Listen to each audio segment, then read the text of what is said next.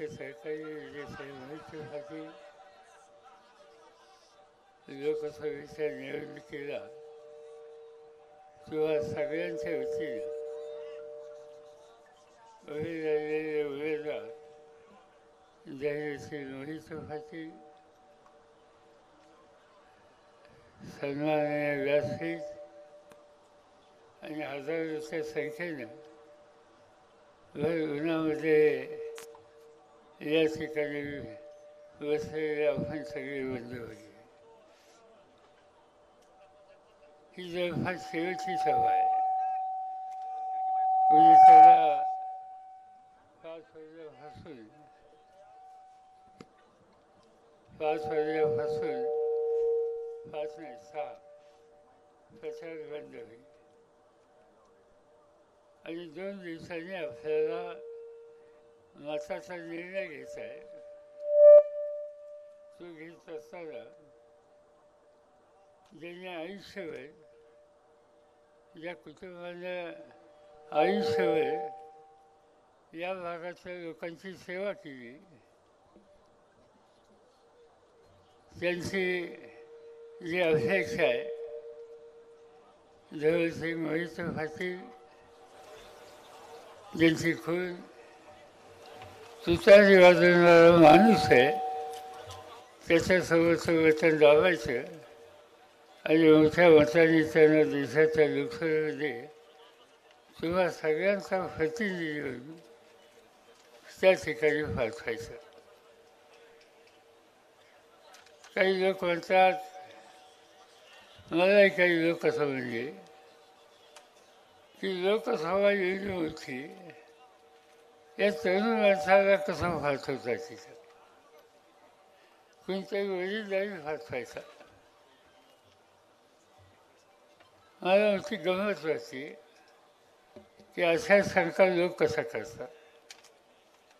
लोकशाहीमध्ये काम करण्याची हिंमत कर्तृत्व आणि समाजाची बांधिलकी या गोष्टी असल्याच्या नंतर वय कधी आलो पडत नाही. उदाहरण सांगायचं झालं माझ्या वयाच्या 26व्या वर्षी मी महाराष्ट्राच्या विधानसभेत निवडून गेलो. 26 वर्षामध्ये 29 वर्षामध्ये मंत्रिमंडळाचा मंत्री झालो आणि 37व्या वर्षी महाराष्ट्राचा मुख्यमंत्री झालो. तुझं वय काय आलेलं आणि इथं घराची पार्श्वभूमी आहे. इथं आल्याच्या नंतर मी सहजच विचार करत होतो की एकेकाळी माझ्या राजकारणाच्या सुरुवातीच्या काळामध्ये मी कधी कधी अकलूजला येत असे. माझे मोठे भाऊ अप्पासाहेब पवार शंकरराव मोहितेंच्या बरोबर कार्यकारी संचालक म्हणून काम करत होते आणि त्या दोघांचे एक वेगळे नातेसंबंध होते आणि दोघांच्या डोक्यामध्ये एकच विचार असायचा की या सगळ्या परिसराचा विकास कसा करायचा.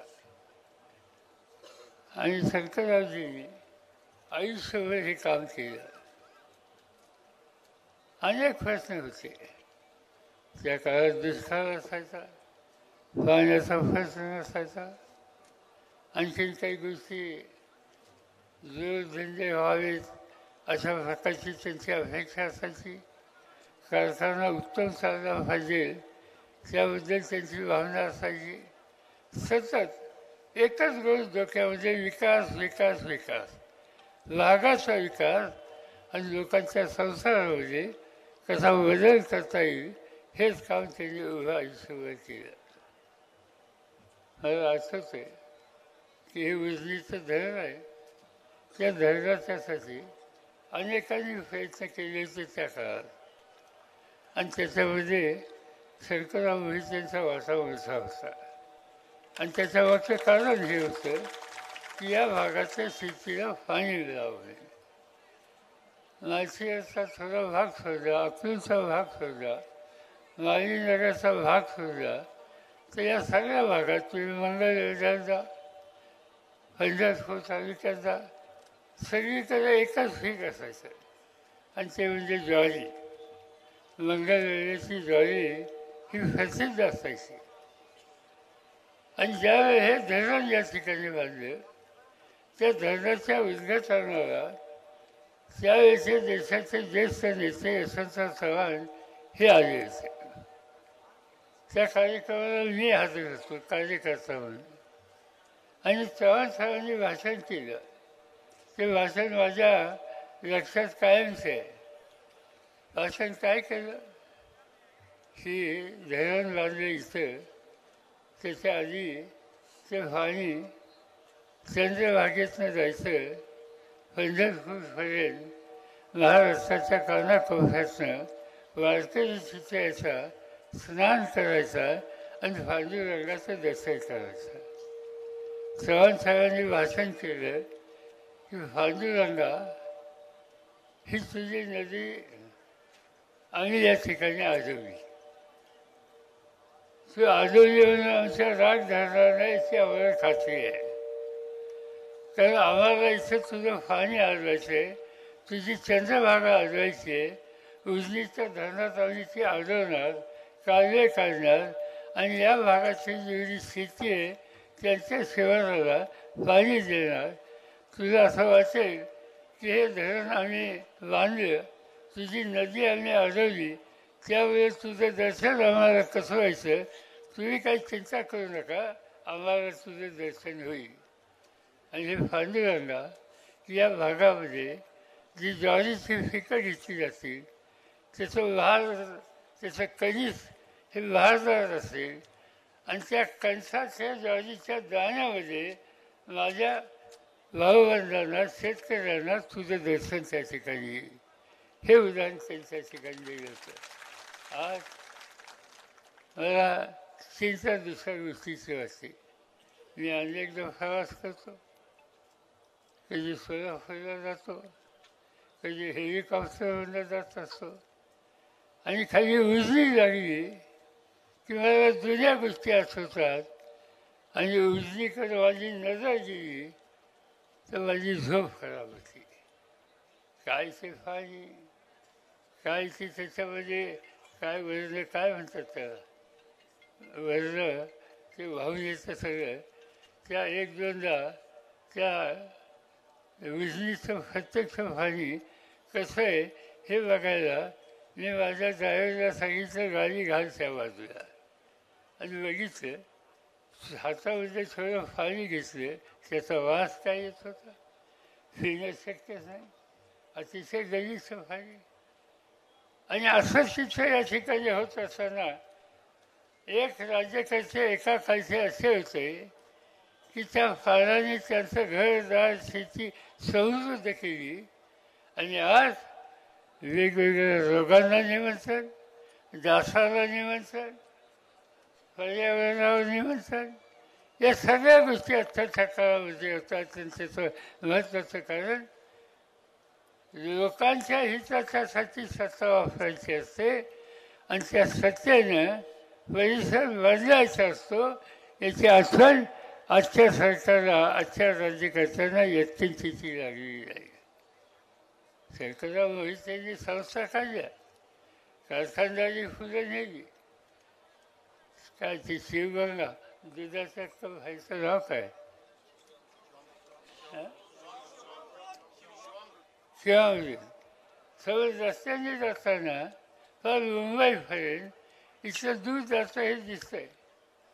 त्या दुधाने शेतकऱ्याला जोडधंदा दिला, शेती सुधारायला मदत झाली, उत्पन्नाचं साधन झालं.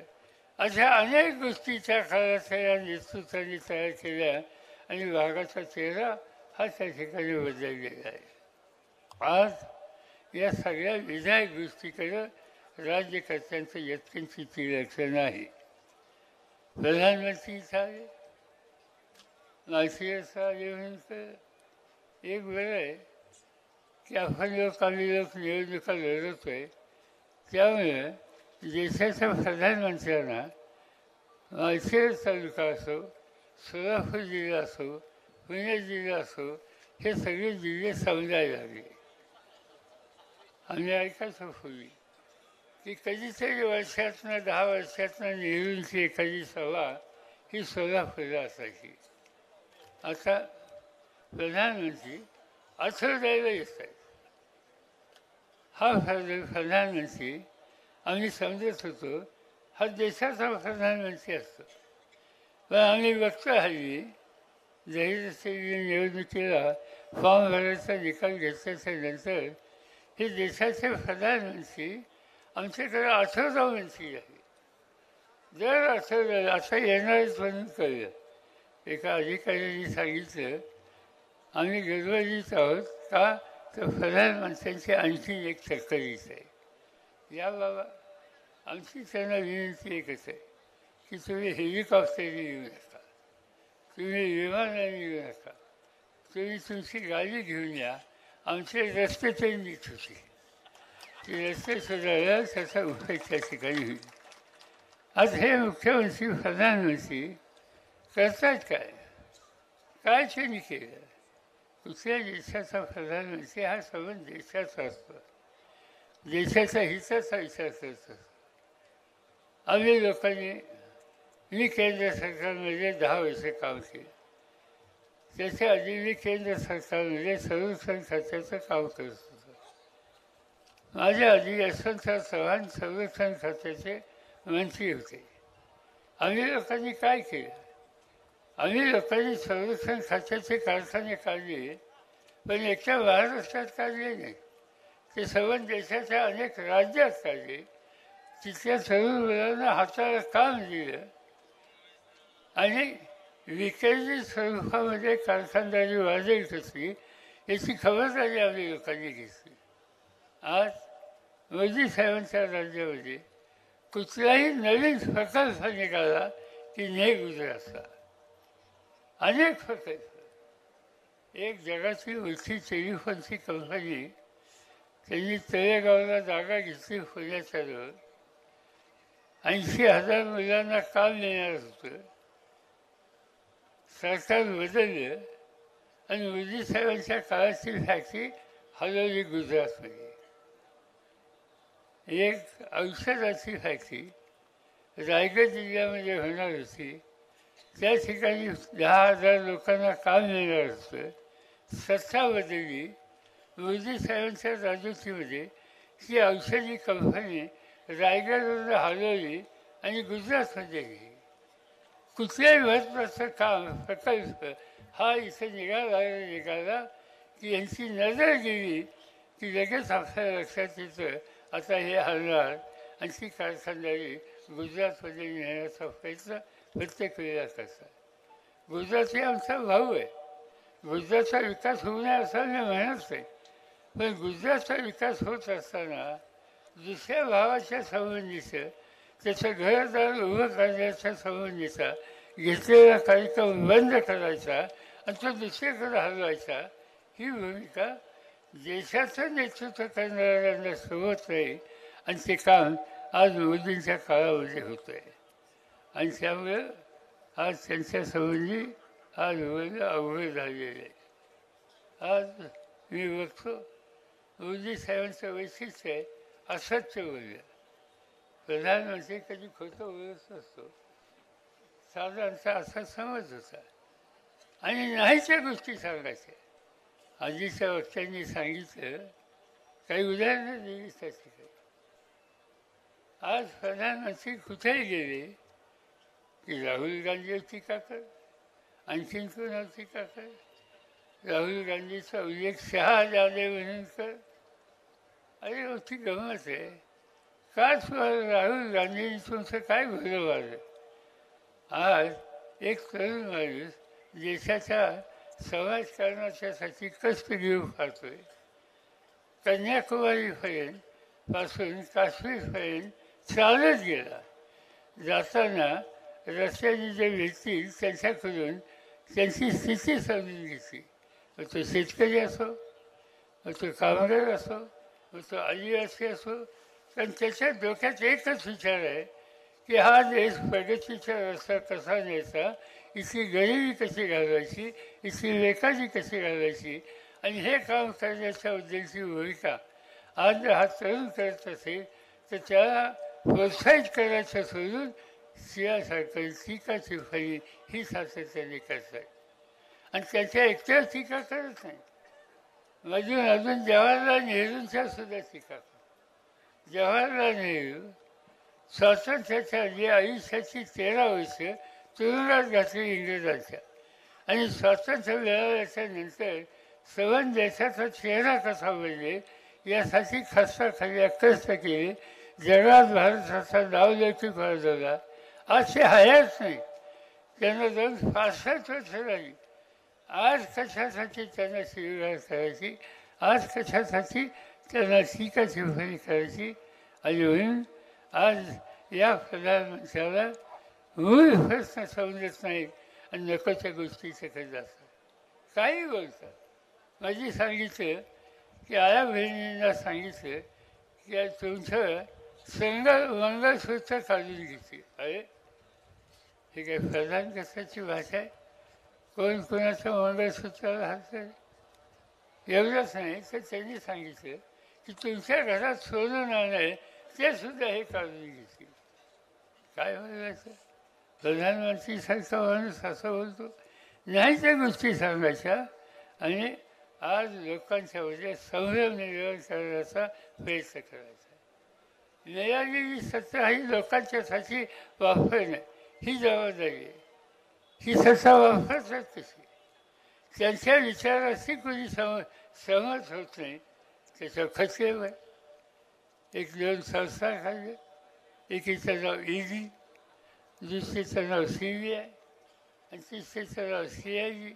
आज या सगळ्या संस्था त्यांच्या मनाच्या विरुद्ध कोण भूमिका घेत असेल तर त्यांच्या विरुद्ध कारवाई करण्याच्या बद्दलचा वापर आज या संस्थेच्या माध्यमातून होतो. अनेकांच्या खचलेवर आहे. काल प्रधानमंत्र्यांनी सांगितले की एकंदर खर्च जे वेळ आहे ते फक्त 3% राजकीय नेत्यांच्यावर आहेत. 3% म्हणजे काय? समजा 1000 केसेस भरल्या तर 1000 केसेसमध्ये 3% म्हणजे 30 झाली. म्हणजे 30 नेते लोक जे कोणी खासदार असतील, कोणी मंत्री असतील त्यांना तुरुंगात टाकायला त्याचा वापर करायचा. आज किती लोक तुरुंगामध्ये? मागच्या वेळेस मी सांगितलं होतं झारखंडसारखं राज्य आदिवासींचं राज्य, आदिवासी मुख्यमंत्री आहे, त्यांनी प्रधानमंत्र्यांची टीका केली मोदी साहेबांच्यावर. आज तिची काय स्थिती आहे? आज झारखंडच्या तुरुंगामध्ये तिथल्या मुख्यमंत्र्याला टाकले. दिल्लीची राजधानी देशाची, तिचे मुख्यमंत्री अरविंद केजरीवाल अतिशय चांगलं काम करणार. आरोग्याच्या क्षेत्रात त्याचं काम बघायला लोक येतात. शैक्षणिक क्षेत्रात त्यांनी क्रांती केली ते बघायला लोक येतात. आणि असं चांगलं काम करणारा फक्त मोदी साहेबांच्या धोरणात चूक कुठं आहे ही त्यांनी दाखवली. तसं भाषण केलं. आज अरविंद केजरीवाल दिल्लीचा मुख्यमंत्री दिल्लीच्या जेलमध्ये टाकलेला आहे. सत्ता याच्यासाठी वापरायची नसते. हे लोक या ठिकाणी सत्तेवर आले, लोकांचा पाठिंबा होता, त्यांचं भगवत होतं आणि भगवत असलेल्या लोकांचा पाठिंबा असलेल्या या लोकांना आज तुरुंगात टाकण्याच्या संबंधीचा निकाल घेतात. याचा अर्थ हळूहळू आपण हुकुमशाही करत चाललेली. आणि या देशामध्ये एकेकाळी इंग्रजांची हुकुमशाही पाहिली, शेजारच्या पाकिस्तानमध्ये हुकुमशाही पाहिली, बांगलादेशमध्ये हुकुमशाही पाहिली, श्रीलंकेमध्ये हुकुमशाही पाहिली. कुठल्या परिस्थितीमध्ये या देशामध्ये लोकशाहीचं जतन करणं ही तुमची माझी सगळ्यांची जबाबदारी आहे. आणि काही झालं तर चालेल तर आम्ही हुकुमशाही या ठिकाणी येऊन देणार नाही.